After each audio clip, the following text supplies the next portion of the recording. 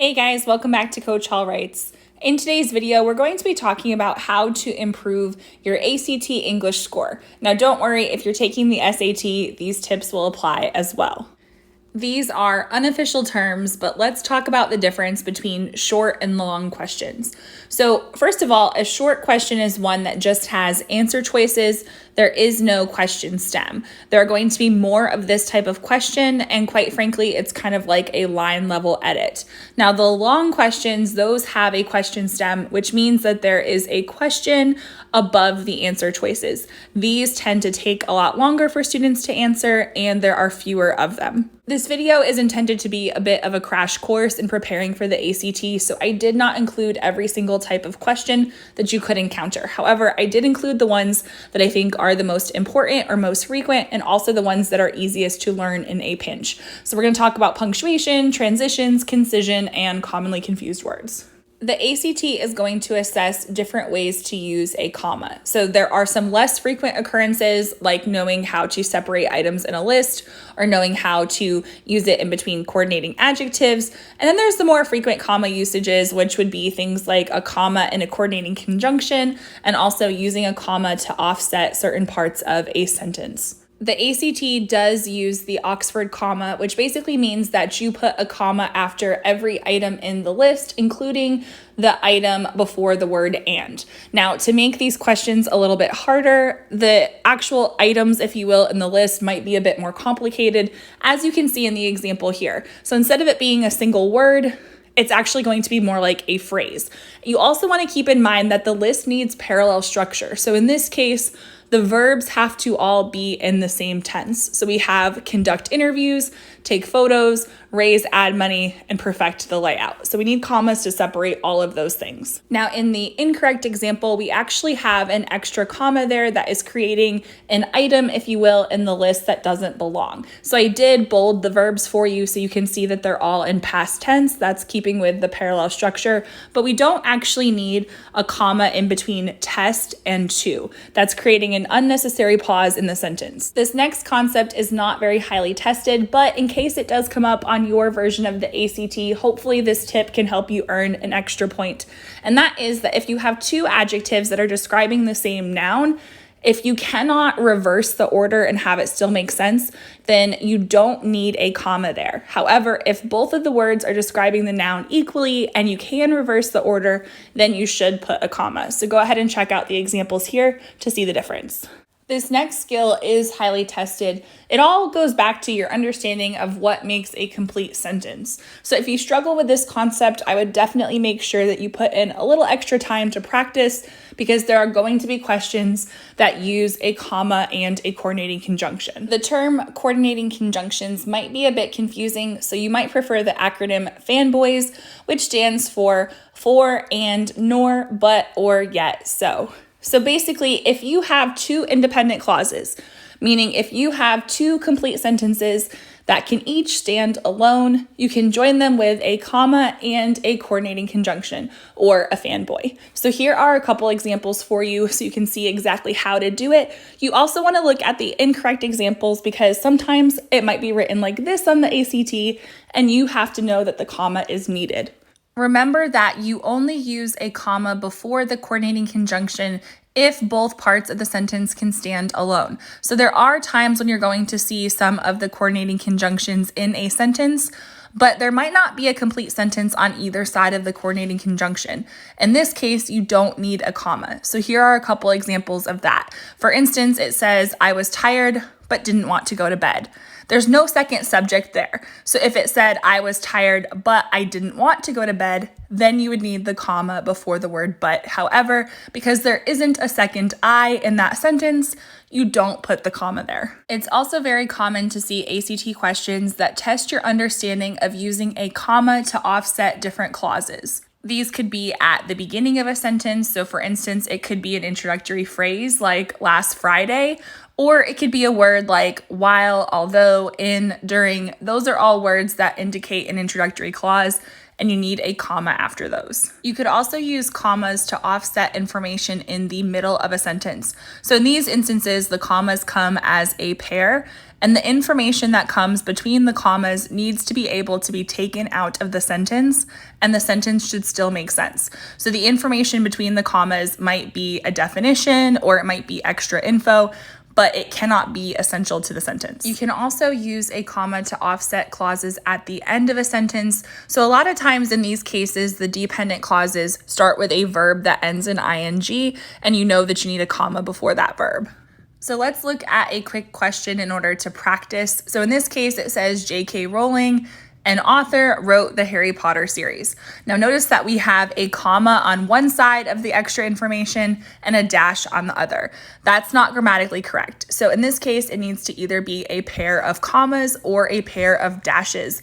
You cannot mix and match. Now, the phrase an author is not technically essential. Her name is essential. So if you have a person's name and then their title, the title can be put in between commas. However, if you have the title and then their name, the name cannot be put in between commas because the name is essential to the sentence. It's also really important to look at the answer choices very closely because oftentimes the difference between one answer and another answer is simply just one tiny piece of punctuation. And so sometimes students actually choose an incorrect answer thinking that it said something different than what it actually said. So in this case, C and D are very similar, but the correct answer is D. Let's talk about semicolons because these often confuse students as well. So you use a semicolon to join two independent clauses, kind of like how you use a comma in a coordinating conjunction. However, you cannot mix and match these. So it's either going to be one or the other, and the ACT is not going to give you both options as an answer choice because there will only ever be one grammatically correct answer. So to figure out if you need a semicolon, you need to decide if you have two independent clauses. That means that what happens on either side of the semicolon needs to be its own complete sentence and it needs to be able to stand alone. Now, sometimes it might be written in a way where you're looking for a semicolon as an answer choice because there are two independent clauses. But if that's not an answer choice, then look for a comma in coordinating conjunction. If that's not an answer choice either, then clearly you cannot have two independent clauses. So look for an answer choice that turns part of the sentence into a dependent clause instead. Remember that you cannot use just a comma to join two independent clauses. Okay, so now let's talk about colons. So a lot of times when students are asked what the purpose of a colon is, they say that it's to introduce a list. Now, this isn't wrong, but it's also not a complete answer. So what you need to know is that what comes before the colon must be a complete sentence. So you can see a couple examples here. So if I said, I went to the store to buy my weekly groceries, bread, eggs, milk, cheese, and yogurt, the part before the colon is a complete sentence. However, in the incorrect example, it's not. So really make sure that what comes before the colon is a complete sentence.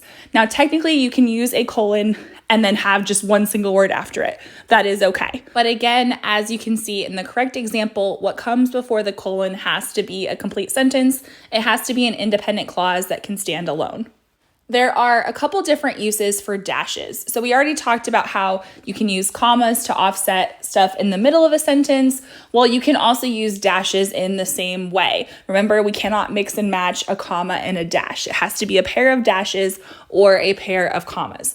Now, just like a colon, you can also use a dash if what comes before it is a complete sentence. There are many pairs of commonly confused words out there, but two that I see most often on the ACT are it's and then and than. So those are the ones that I recommend students really commit to memory because they seem kind of simple, but yet students can get trapped very easily. So you need to remember that it's with an apostrophe, it apostrophe s, is it is, whereas it's with no apostrophe shows ownership, it's possessive. And also sometimes they throw in an answer choice that says its apostrophe. That's not going to be your answer.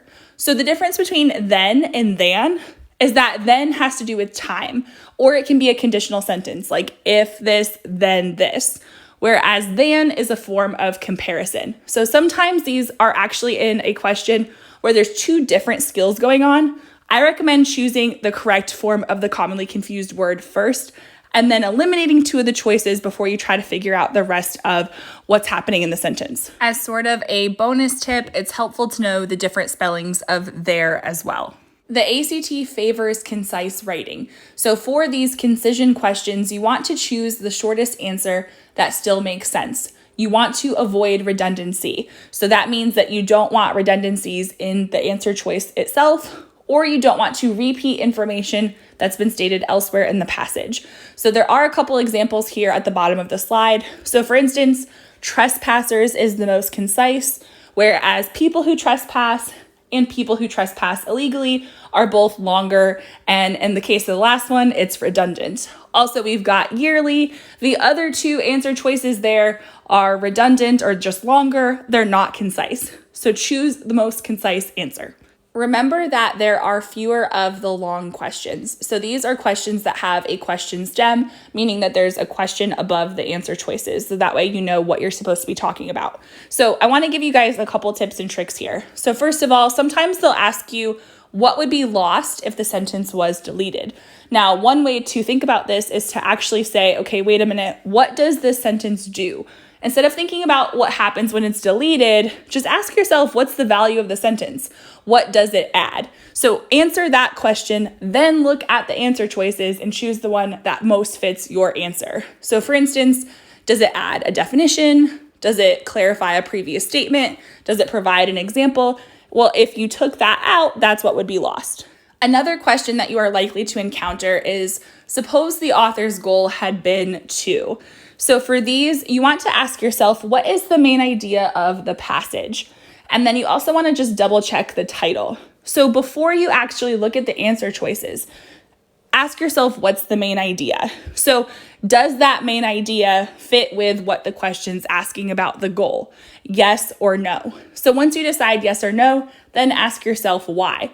If you think of it first before you actually look at the answer choices, it will help you figure out the correct answer, and it wastes a lot less time that way.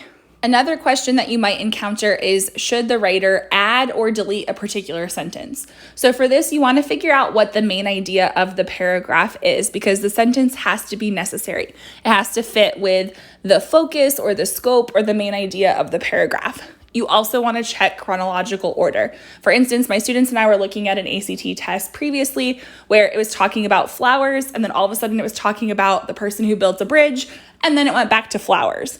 That sentence needed to be deleted because it was interrupting the flow of the paragraph. It was breaking up the main idea. Over the years, I've found that helping students improve on the ACT is a very systematic process. You need to figure out your strengths and weaknesses, and you need to figure out of those weaknesses, which ones are the most highly tested subjects, because that's going to help you raise your score. So if you struggle with a certain type of question, really focus on that as you prepare. Best of luck, guys.